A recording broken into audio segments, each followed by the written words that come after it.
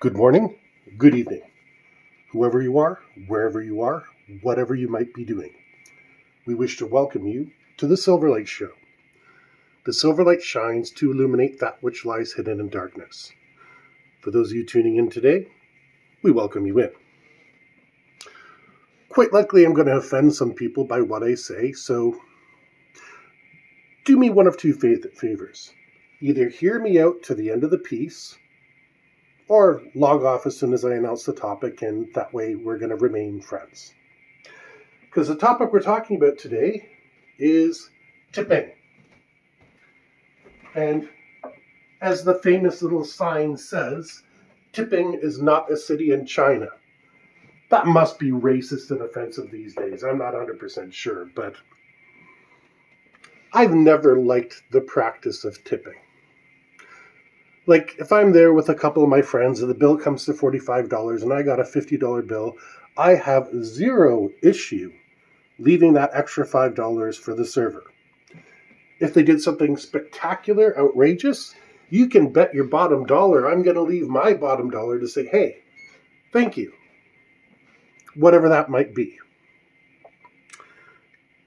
But for an average day's service, tipping just seems ridiculous. It's not done in most of the rest of the world, but in North America, it's considered a thing.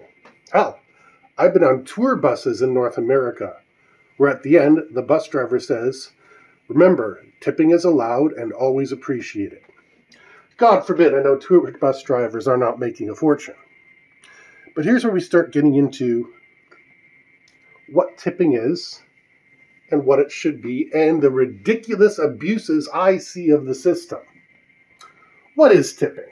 Well, tipping was the practice where the lord or the lady of the manor would call together their servants once a year and give them a tip, whatever bonus they were thinking of at that time. With the 17th century and you got $5 as a tip, you would consider yourself as rich as Solomon himself. The 18th century, it might have been $10, $20, but no matter what, it was a pretty significant amount. And the lord or the lady of the manor would have known whether you pleased them, whether you did their duties, whatever it is that you happen to do. Now, this basically means if you are leaving a tip, you are putting yourself in a master-servant position, not master-slave. There's a difference. Master-servant means they're working for you. Master-slave means they belong to you. Let me clarify that. But that's still a very exploitative relationship. Worse than that, a heck of a lot of restaurants use tipping to subsidize their bottom line. Can you imagine this in any other industry? Well, actually, yeah, I can. Car dealerships. Car dealerships do basically that. Their salesmen are basically afforded a loan, which they have to pay back through sales. So when they're trying to talk you into the extended warranty, the powertrain coverage, all that sort of thing, that's just so that they can make their loan money back and hopefully make some money for that month. And they have to buy their suits. They have to buy or lease one of the newest cars to drive around because it's the whole image of being a salesman. So yeah, they're selling you something extra so that way they can keep afloat. A server, God bless them, is bringing your food to your table. They might have a stunning personality. God bless.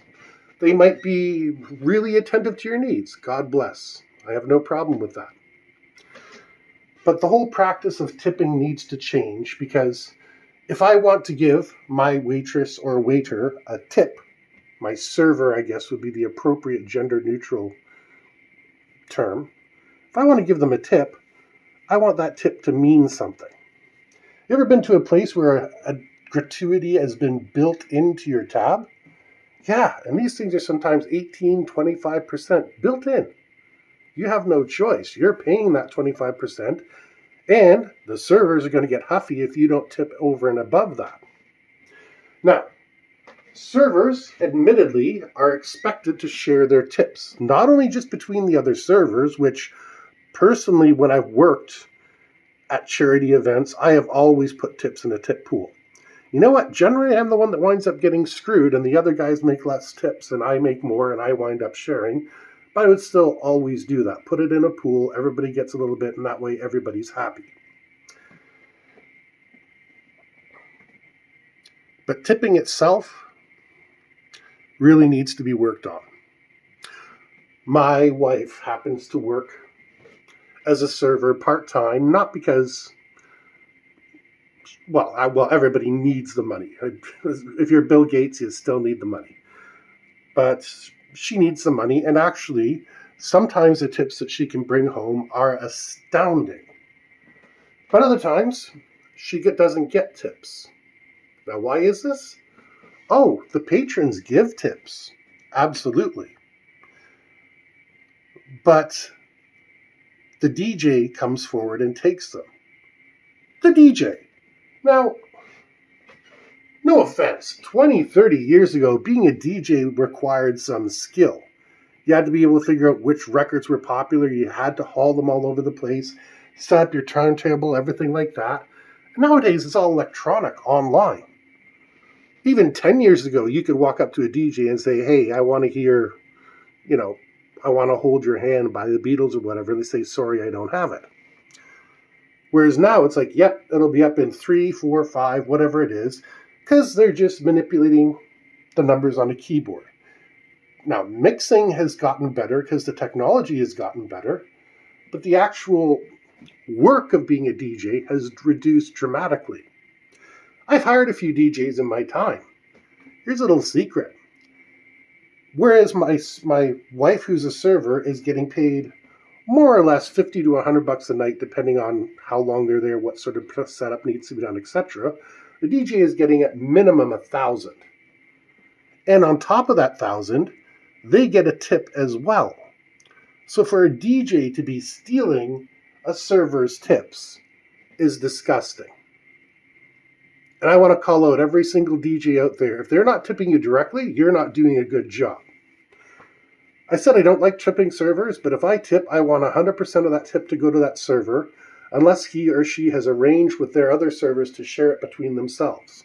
I don't want some owner pocketing the tips. I don't want some DJ pocketing the tips. I want whatever money I choose to give to go to that person. Delivering pizzas. Yes, it's a crappy job. And yes, they come in all weather, etc. But at the same token, those people are making their money solely off tips. But when I hand the $5, $10, $15 tip, whatever it is, to the pizza person, or Uber Eats, or Skip the Dishes, DoorDash, whatever you have in your community, supposedly 100% of that tip goes to the driver. But it doesn't. You see, if you pay by credit card and you leave a tip, they do cute things where they manipulate it. They'll send the fee out to the driver. Let's pretend you order $30 worth of food and you give a $5 tip.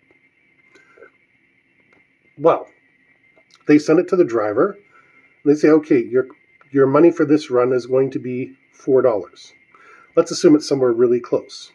The inexperienced drivers say, $4? That's only 10 minutes of work, I'll do that. And the more experienced ones kick it back and say no. And the next round will come back as $5. And then $6 until they're actually giving you their delivery fee plus the tip. Yeah, criminal, isn't it? And we use these services constantly, we as a society, because going to malls, going shopping, and going places is getting more prohibitive and annoying.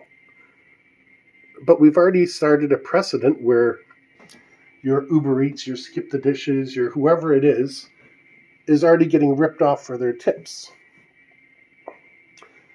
First of all, restaurants already get to pay their employees less than minimum wage, under the expectations that they get tips. As I said in another interview, minimum wage worked out over a year is about $31,000 or roughly $2,100 per month. So you're going to be paying somebody less than $2,100 a month to drive around, to bus tables, to put up with all the wonderful people we know exist in customer service? Yeah, that does seem criminal, doesn't it? $2,100 a month. Your average apartment goes for about $1,200 around here. I'm assuming one bedroom, no family, no kids. You're still relatively young in your life. So already over half your paycheck is gone. Then we assume that you have to eat. Well, if you're really frugal, you can eat for around $200 a month. You're not splurging, you're not going out on weekends. We're not up to $1,400. Oh, you have to get to work somehow, so unless you're able to get there in a bicycle, which is not possible for 6 months a year, you're going to buy a bus pass, which is about another $100. And a lot of people would like to buy a car and insurance, which is going to drive it up even further.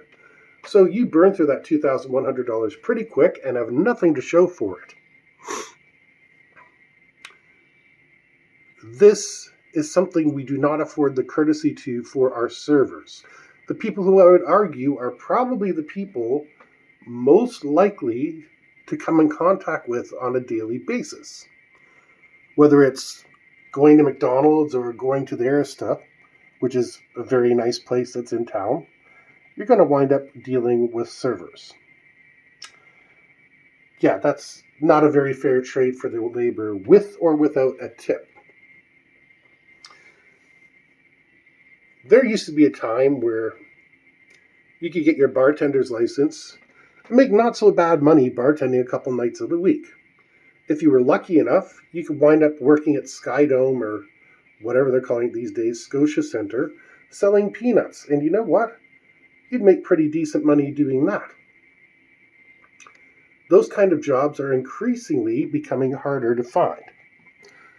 Well, bartending, I suppose, isn't that hard to find, but we know bartenders and bartender owners tend to pick their preferences, is how I'm going to phrase it. And there's big quotation marks around their preferences. You don't really see a lot of, how am I going to say this politely? Middleweight, semi-attractive people behind a bar. But it's despite the fact they might be incredibly talented. Don't believe me? Ask for an old-fashioned. One of the most popular cocktails in the world. Most people can't make it without looking it up. Heck, ask for a whiskey sour. That's whiskey with lemon juice. Surprising how few people can make it. But they want to have that pretty young girl behind the counter that they think men are going to fall over themselves on. Or a hunky young guy the girls are going to all order shots from. That's the perceived image. Personally, you're getting me my drink. I don't care. And bartenders generally do get tipped because the way things were, I don't know how. I haven't been out to a bar in the past 2 years because obviously. But where we used to go, the drink was $4. You put $5 on the table, you kick the dollar back, and that was as easy as it went. Get my friends in there, you can make a lot of money in a short period of time. That's the way tipping should be. I got a $5 bill, I'm getting a $4 drink. Psh, there you go. I'm not sure whether this person was telling me the truth, but they used to tell me that they would get good service because they would order their drink and they would stack the dollar bills on top of each other just in front of them so the bartender wouldn't reach for it, but far enough forward it looked like the tip. And in the end, he'd just pick it all up except for $1, shoot it across, and then walk out. Don't know if it's true, but that's the kind of people I don't want. And this is, again, people abusing the system. Just like DJs taking servers' tips, people scamming people by making it look like they're going to give a big tip and then giving nothing are scum. Is it fair to the legions and legions of servers who suffer through a whole day dealing with God knows who coming in, even bringing their children who are screaming because they don't want to be whatever place it is, they want to go to McDonald's instead? And they put up with all that. They sit there with a smile on their face, and they're making less than minimum wage, less than you can legally afford to live on, and get screwed. No, it's time that we bring back a sensible wage policy. You know what? If a bartender or a server is making plenty of money in tips, good for them. The Canada Revenue Agency and the Internal Revenue IRS, don't know why I forgot what the S was there, are already figuring out ways to tax tips. They anticipate certain amounts and ahead of time.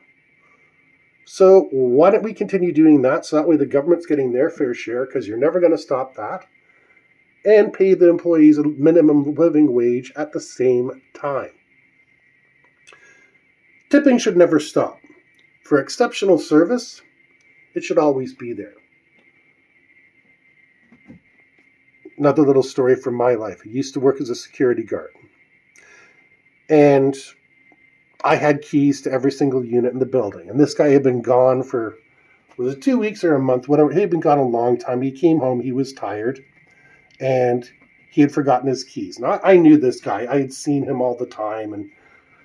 But my problem was I knew my keys were not 100%. It was about 75% of the units that would open. And I got up with a smile on my face and I said, look, I'm going to do everything I can to help you, but my keys aren't cut right, and some of the people have changed their locks over the years. So we meet, and he just reached and pulled out $20 in his pocket and handed it to me and said, just make it work. And I'm like, I'm going to make it work no matter what. I'm just warning you, it might take some time. But he was just trying to get the service done because he was tired. And truth was, I wasn't able to open his door, and I did wind up having to get another supervisor to try to find a key that worked.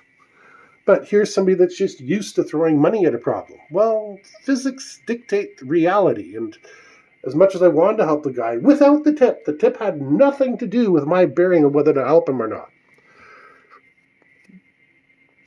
But it's just an example of how people think if they tip you, you become their servant. It's probably why I don't like tipping to this day. But anyways, we hope you enjoyed this episode of The Silverlight Show. If you did, please like, share, subscribe. Don't forget to buy a book down in the comments, and we hope you have a fantastic day.